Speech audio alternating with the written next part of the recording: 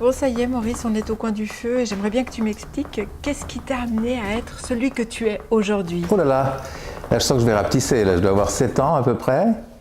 Et j'habite à Clermont. J'aime bien le nom déjà. Il y a un petit soleil, il y a une rivière, il y a la nature. Enfin, c'est là où j'ai passé mon enfance. Et à l'âge de 7 ans, justement, je suis rentré à l'école. Et là, curieusement, on m'a fait faire 2 années en une. C'est-à-dire que l'école était tellement petite, on n'était que 9 élèves. Clermont, ça devait avoir 90 habitants. Donc je me suis trouvé obligé à faire 2 examens en une année. Et puis là, j'ai reçu un prix.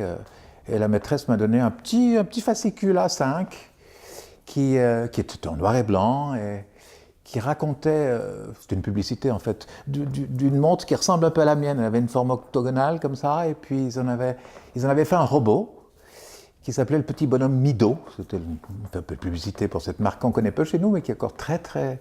Mido, ça veut dire celui qui mesure. Hein? Yo Mido, je faisais déjà de l'espagnol sans le savoir. Et ce petit bonhomme Mido se promenait dans le monde entier, et moi, on m'a offert le fascicule où, parce que c'était la première montre étanche qu'on avait fabriquée en Suisse, il partait dans la jungle humide, et tout au bout de cette jungle, un peu comme dans Tintin, il y avait une pyramide Maya. Et là, je suis vraiment tombé dans la soupe. C'est-à-dire que tout à coup, ce côté inconnu, ce monde amérindien m'a touché aux tripes tout de suite. Et dès l'âge de 7 ans, j'ai demandé qu'on m'offre... je m'achetais des bouquins sur le précolombien.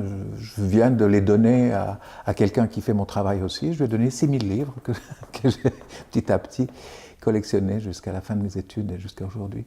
Et ce petit bonhomme Mido, c'est très étrange parce que je viens d'avoir mon anniversaire un peu tout rond comme ça, et ma fille a pris 6 mois auprès de la fabrique Mido pour retrouver le petit bonhomme Mido. Et il y a une secrétaire sympathique qui a dit bah, écoutez, c'est le centenaire, on vient de faire un petit porte-clés et on retrouve le petit bonhomme Mido en métal, exactement comme le robot animé de mon enfance. Et puis cette dame a été tellement touchée par le témoignage du papa de ma fille, que je suis, qu'elle lui a envoyé toutes les photocopies du fascicule que j'avais jamais revu depuis des dizaines et des dizaines d'années, parce que je ne l'avais pas gardé.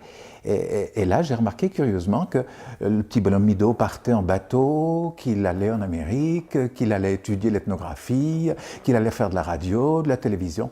J'y croyais pas. Hein. C'était mon futur que j'ai relu.